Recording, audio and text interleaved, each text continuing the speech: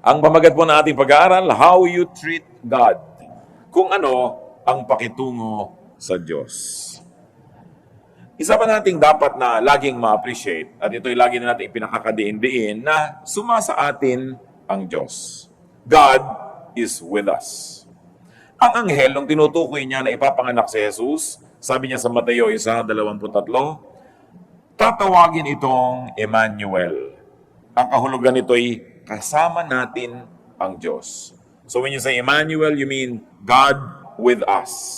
Napakaganda po ng Tagalog dito. Sumasa atin ang Diyos. Hindi lang natin kasama, nasa kalooban natin, nakikiisa sa ating espiritu. Diyos na kapisan, kasama, kasambahay natin. Genesis 1:27, nilalang ng Diyos ang tao ayon sa kanyang larawan. Napakadalas po nating banggit-banggitin ang reference na ito. Sapagkat ito ang isang kauna-unahang pinakamahalagang katunayan at katotohanan na isinaad sa Biblia, na ang tao nilalang sa wangis ng Diyos. The Spirit of God is in man. The Spirit of man comes from God. Genesis 2:7, ginawa ng Panginoong Yahweh ang tao mula sa alabok, hiningahan niya sa ilong at nagkaroon ito ng buhay. So yung hininga na yun ay hindi lang yung gaseous form of life, but it's also the Spirit of God coming from the essence of God, becoming one with the essence of human beings. Unang Korinto 3:16, hindi ba ninyo alam na kayo'y templo ng Diyos at naninirahan sa inyo ang kanyang Espiritu? Naninirahan, kapisan, kaisa, suma sa atin ang Diyos. Ano ang kinalaman niyan sa atin pong pag-aaral? Sapagkat kung ano ang pakitungo sa Diyos, ay siya ring pakitungo sa sarili. Kung ang Diyos ay nakikipisan sa atin, kung ang Espiritu ng Diyos ay nasa atin, pwede bang may gawin ka sa Diyos na hindi mo rin ginawa sa iyong sarili? Parang binaril mo ang noo mo, di ikaw ang nasaktan. Tinaga mo ang kamay mo, di ikaw ang nasaktan. Ganon din ang nangyayari sa atin sa bawat gawin natin sa Diyos. Kung minamahal mo ang Diyos, minamahal mo ang iyong sarili. Tinatalikuran mo ang Diyos, kanino ka tatalikod? Di sa sarili mo rin, dahil sa iyo nakikipisan ng Diyos. Wala tayong pwedeng gawin sa Diyos na hindi tayo ang aani at hindi tayo ang tatablan noon. Sa atin din mangyayari yun. Pangalawang Samuel 7:1-2. Dahil si David ay nakatira sa isang palasyo, nais din niyang ipagpagawa ng palasyo yung kaban ng tipan na sagisag ng presensya ng Diyos. Si David ay panatag ng nakatira sa kanyang palasyo. Sa tulong ni Yahweh, hindi na siya ginagambala ng kanyang mga kaaway.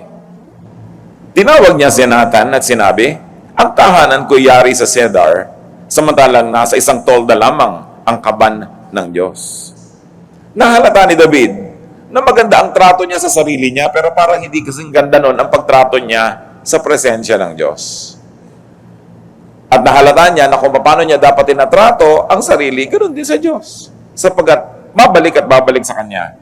Kaya siya ay nagplano na magpagawa ng higit lalong mainam na kanlungan noong kaban ng tipan. He was of course trying to improve the situation wherein the Ark of the Covenant might be housed more appropriately because he was only a human king and yet he lived in a palace.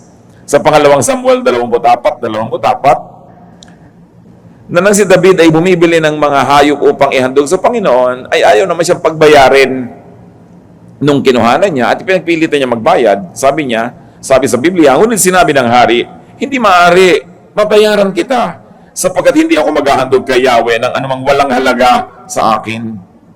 Kaya't binayaran ni David ang giikang yon at ang toro sa halagang 50 pirasong pilak. Dahil sa hari, nung kumukuha siya ng hayop doon sa supplier, ayaw siyang pagbayarin, wag na lang, libre na lang.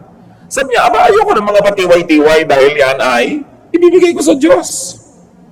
Mahal ang Diyos, kaya mahal din ang ibibigay ko sa Kanya. Napakaganda sa salitang Tagalog yung mahal because it means beloved and it also means expensive. Kasi mahal ka, hindi ka bibigyan ng mura. Kasi sa atin, yung mura na inexpensive or cheap, curse din yung huwag mo kumurahin. Kasi pag binibigyan ka ng mura, minumura ka. Pag minamahal ka, binibigyan ka ng mahal. Kaya alam na alam niya yung tao nagmamahal sa Diyos, hindi niya minumura ang Diyos, hindi mura-mura lang yung binibigay niya. Hindi yung, ay, offering nga pala, ano nga bang natira ko dito? Yun. Kung gano'n ang trato mo sa Diyos, ang totoo lang, ay gano'n din ang trato mo sa sarili mo, hindi mo pinapahalagahan, hindi mo binibigyan ng mamahalin, sapagkat yung Diyos na binibigyan mo ay Diyos na nasa sayo rin eh. Diyos na tumutulong sa'yo, Diyos na nagmamahal sa'yo, Diyos na lumikha sa'yo, tapos itatrato mo ng gano'n lang, edi sa'yo rin yun babalik. Kaya sabi nitong si David, I'm not going to give God anything that costs me nothing. It's going to be expensive. Ramdam, dama, kasi mahal ko siya. Ano po mga katotohanan dito ang nais nating bigyan ng diin? Ang ginagawa sa Diyos, ang siya rin ginagawa sa sarili.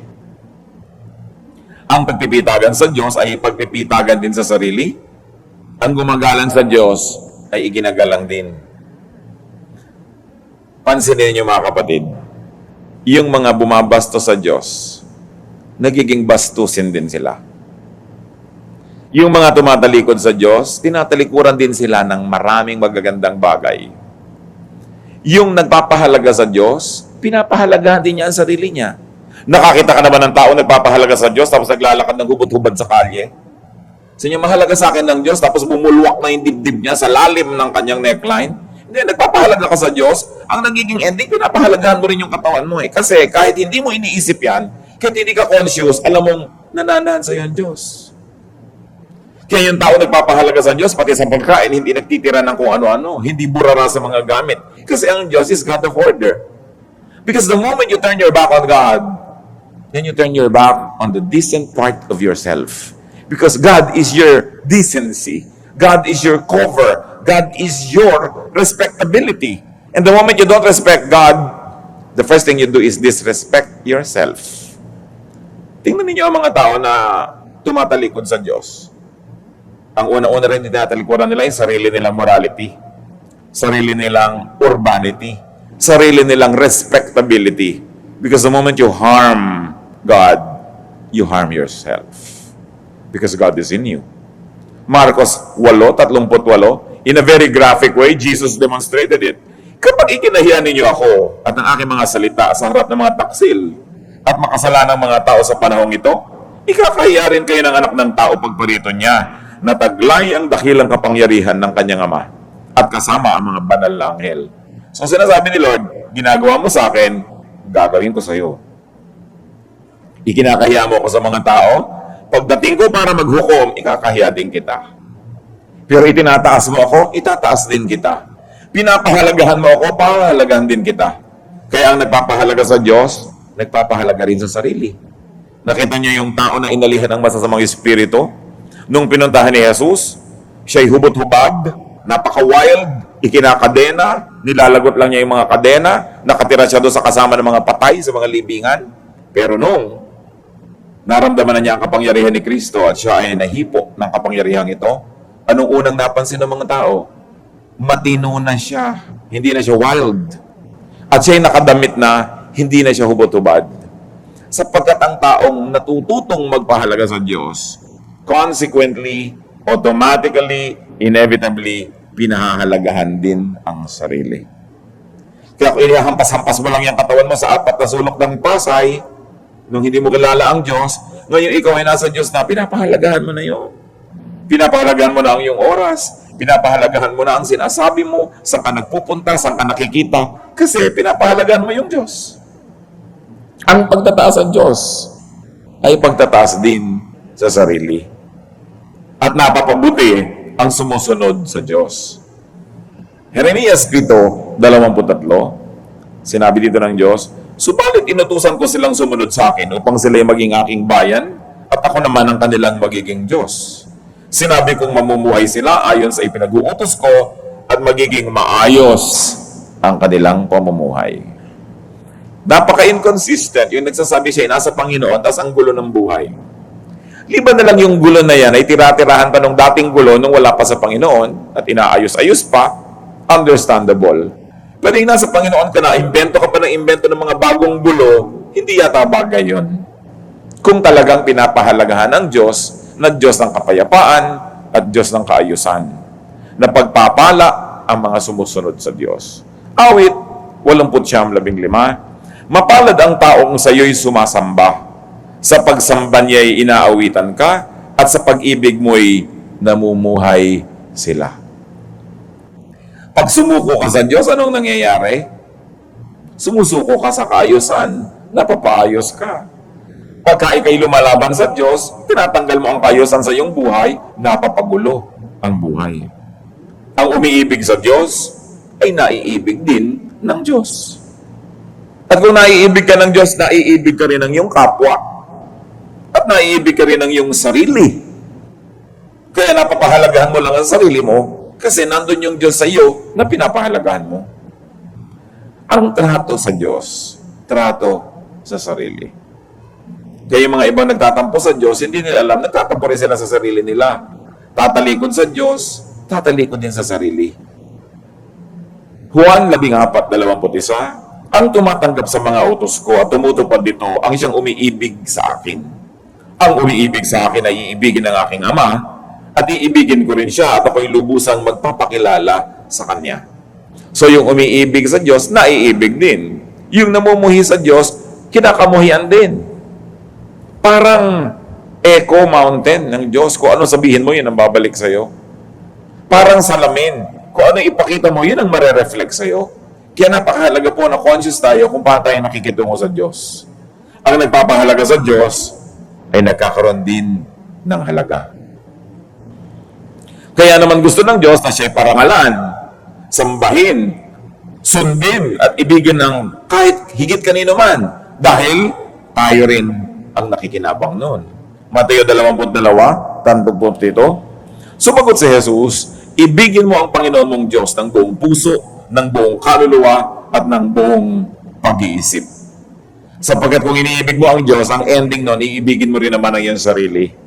Na ang paglilingkod mo sa Diyos, ang ending nun ay paglilingkod din sa sarili dahil ikaw ang makikinabang. Na ang pagsunod sa Diyos ay pagpapabuti ng sariling kalagayan dahil ikaw ang mapapabuti. So sa lahat ng yan, tayo rin ang nakikinabang. At ano pa pong isang katotohanan napakahalagang laging alalahanin, ang ipinagkakait sa Diyos ay ipinagkakait din sa sarili.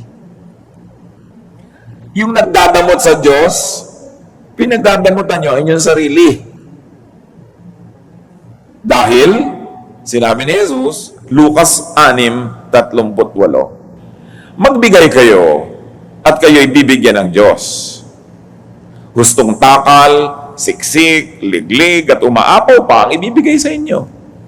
Sapagkat ang panukat na ginagamit inyo sa iba ay siya rin gagamiting panukat sa inyo. So if you're generous to God, God becomes generous to you. Whatever you give to God, God gives back. So sino mang tao ang matalino ay hindi niya pagkakaitan ng Diyos.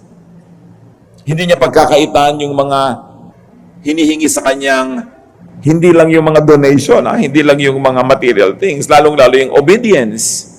Because when you deny God your obedience, you deny yourself the fruit of that very obedience. And in Christian dynamic, you keep only what you give away. And you lose what you try to keep. Ang sumusuway sa Diyos ay lumalabag sa sariling budhi. Nakita nyo?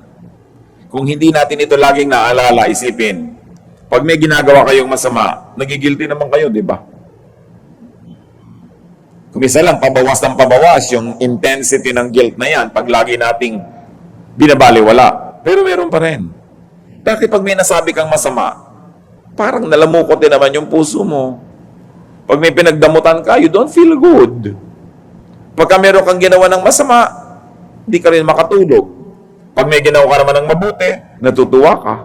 Kaya according to studies, yung daw gumagawa ng mga charitable works, actually lumalawig ang buhay, mas mabilis gumaling sa mga sakit, at mas malakas ang panlaban nila sa sakit. Kasi meron silang kasiyahan eh. Pero ginawa yun sa kapwa. Alam niyo kung bakit? Kasi ang ginawa mo sa kapwa ay ginawa mo sa Diyos. Ang ginawa mo sa Diyos, ginawa mo sa sarili mo. Kaya yung gumagawa ng mabuti sa kapwa, gumagawa ng mabuti sa Kanya. Kung hindi natin ito magawa dahil tayo banal, gawin natin dahil tayo matalino. Dahil alam mo na ang ibinibigay mo sa Diyos ay ibinabalik sa iyo. At ang sumusuway sa Diyos, kinakalaban ng sarili. Kaya may mga tao na nahahati. Hating-hati ang loob. Bakit? Kasi hindi nila sinusunod ang Diyos. Sila na naman ang nahihirapan. Hindi nila pwedeng takasan kasi nasa kanila naman ang Diyos. Sumasa atin ang Espiritu. Ang lumalayo sa Diyos ay lumalayo sa kanyang sarili. Ang lumalayo sa Diyos ay lumalayo sa kanyang sariling kaluluwa. Ang humihiwalay sa kanyang sariling pagkatao ay tinatawag nating nawawala sa sarili. Naliligaw. Naliligaw ng landas. People tell you are beside yourself. It's not you. So, sino po ang taong buo? Yung alam niya na ang kanyang pakikitungo sa Diyos ay pakikitungo sa sarili. Kaya pinakikitunguhan niya ng mabuti ang Diyos. O kaya pinapakitunguhan niya ng mabuti ang sarili niya. Ang ending din, pakikitungo ng mabuti sa Diyos. Sapagkat wala kang pwedeng gawin sa sarili mo rin naman na hindi mo ginagawa yun sa Diyos. Halimbawa, you treat yourself so cheaply. You are also doing it to God who is in you. Hindi mo pinapahalagahan ang sarili mo. Hinahayaan mo magigbastusin ka na lang dyan. Palasing-lasing ka dyan, walang gumagalang sa'yo. Kinakaladkad mo rin sa ganung pagkababa ang imahe ng Diyos. Ang Espiritu ng Diyos na nasa iyo. Kaya ang mga kasunod noon, mga hirap ng buhay, gulo, mga kasakitan. Ang pakikitungo rin sa kapwa ay siyang pakikitungo sa Diyos tulad ng binabanggit natin. Ang kapwa-tao rin naman natin ay pinipisanan ng Espiritu ng Diyos. Mateo 25:4. Sasabihin ng hari, tandaan ninyo, nang gawin ninyo ito sa isa sa mga alagad ko, siya man ay pinakahamak, ako ang inyong tinulungan. So what was the Lord saying? Whatever you do to the least of these, you do to me. So, gusto natin maging mabuti sa Diyos? Maging mabuti tayo sa ating kapwa. Maging mabuti tayo sa ating sarili. O balik na rin, gusto mo maging mabuti sa sarili? Maging mabuti ka sa kapwa. Maging mabuti ka sa Diyos. Napakaganda ng Tagalog dyan, kapwa-tao. Ibig sabihin, ikaw ay ako rin. Ako ay ikaw din. Wala akong pwedeng gawing masama sa iyo na hindi rin ako maapektuhan. Wala akong pwedeng gawing pag-ignore sa iyo na hindi rin ako yung na-ignore. Ang trato sa Diyos, ang trato sa kapwa, ay siya rin pagtrato sa sarili. Efeso 4:6. Iisang Diyos at Ama nating lahat. Yun ang tawag sa Diyos. No? Siya ay higit sa lahat, kumikilos sa lahat, at nananatili sa lahat. That's why courtesy is a very high form of religion. Yung ikaw ay magagalangin sa kapwa, naiisip mo siya, nagmamalasakit ka, meron kang pagmamahal, pagbubukod tangi sa kapwa. Napakataas na relihiyon yun kahit hindi ka pala simba. Sapagkat ang pagtrato mo sa kapwa ay pagtrato mo rin sa Diyos. Alangan namang dasal ka ng dasal, dipa ka ng dipa, taas-taas ka ng kamay. Pagkatapos, hindi mo naman pinapahalagahan ng iyong kapwa. Ini-ignore mo siya o sinasaktan mo siya. Anong uri ng relihiyon? Hati ka. Kasi kalahati ng sarili mo, sumasamba ka sa Diyos. Kalahati, sinisira mo ang kapwa mo na tinatahanan din ng Diyos, hindi sinasaktan mo rin ng Diyos. Napakahalaga po mga kapatid na ating mithiin sa buhay yung maging buo. Yung sinasabi mo at iniisip mo, pareho. Yung tinuturo mo at ginagawa mo, pareho. Bagamat hindi tayo perfect. Kung minsan tinuturo natin, hindi natin lubos na nagagawa. Pero at least mataas naman dapat ang grade mo dyan kahit hindi perfect. Papunta ka towards perfection. Dapat buo. Mahal mo ang Diyos tapos kinakamuhan mo yung kapwa. Kaya nga sabi sa Bible, if you say you love God but hate your brother, you're a liar. Dahil iisa yun eh. At tayo po ba nakarating na doon sa punto na nakita nating iisa yan? Na itong mabuting tao, itong masamang tao, iisa rin yan, member din yan ng katauhan. Kaya si Jesus sabi niya, pag ninakawang ka ng jacket, ibigay mo pa yung t-shirt mo. Kasi sabi sa kanya, mabasama yan at mabuti, bahagi yan ng buong sangkatauhan. Bagamat iniingatan mo naman sarili mo na madamage ng masasamang tao, pero kahit masama siya, ginagawan mo pa rin ng mabuti. Kasi yun ang ginagawa ng Diyos, gumagawa siya ng mabuti sa masasama. Iniligtas niya tayo while we were yet sinners. Hindi naman tayo iniligtas ni Jesus nung mabuti tayo eh. Bumuti lang tayo dahil nailigtas na. Kaya napaka-importante nakikita mo yung oneness with other people and oneness with God. Oneness with nature. May mga relihiyosong tao tapos hindi naman nila inaalagaan yung ilog. Dasal sila ng dasal but they are polluting the oceans. Ang Diyos, ang lumikha nun, siya ang nag-design ng balance ng nature, tapos ini-imbalance mo, tapos dasal ka ng dasal sa Diyos, hindi ba hati ka nun? Parang hindi ka consistent. At ang Diyos, sa Biblia, laging gusto niya yung isa, buo. Pag i-describe pa nga ni Jesus siya, ang Ama, kami isa. No? Lagi ang gusto niya, kayo, pag nagkakaisa, didinggin ng langit ang inyong panalangin. Kung ikaw mismo sa sarili mo, hati. Hindi maganda ang trato mo sa Diyos, sa actual life, pero sa salita, sa praise and worship, ang ganda-ganda. Di hati ka nun. Kaya sa ating kapwa, mga kapatid, makiramdam, magmahal, makiisa. That, let me say again, is a very high form of religion. Mateo 22:39, ibigin mo ang iyong kapwa, gaya ng pag-ibig mo sa iyong sarili. Magandang goal yan. Siguro sa buhay na ito, bihira yung makaka-perfect score kung meron man bago mamatay na talagang naibig niya yung kapwa niya tulad ng pag-ibig niya sa sarili niya. Pero ang mahalaga, over the days, the weeks, the months, the years, umaasenso tayo dito. That we are finding ourselves falling more and more in love with people, that there's more and more room in our hearts to love people, and to love very especially the unlovable. Normal naman na mahalin mo yung kaibig-ibig, pero yung mahalin mo yung nakakainis, yun na yata ang spirituality. Na tayo yung minamahal ng Diyos kahit tayo nakakainis. Sa palagay niyo ba, hindi kayo nakakainis sa Diyos? Huh? Mga ugali natin, mga paulit-ulit natin makamali, nakakainis yan, pero mahal tayo ng Diyos. Maulit man lang natin yun kahit na in a much lesser degree na minamahal din natin yung nakakainis. Hindi yung, ang tungkol mo sa nakakainis, mainis ka na nga. The only reaction mo dun sa masama, masama ka na rin. Nasaan yung Espiritu ng Diyos? Yung mai-translate natin yung mga, kung ano-anong mga religiosity sa ganong actual life. That there's more love in your heart, more room for accommodation of other people. Unang Pedro 2:17, igalang ninyo ang lahat ng tao at mahalin ang mga kapatid kay Kristo. Hindi sinabing hayaan mo na bastusin ka ng mga bastos, pero ang sabi, kahit bastos siya, igalang mo. Ikaw ang pinag-uusapan, hindi siya. Kulang siya ng kagandahang asal, pero ang tanong, ikaw ba kulang din?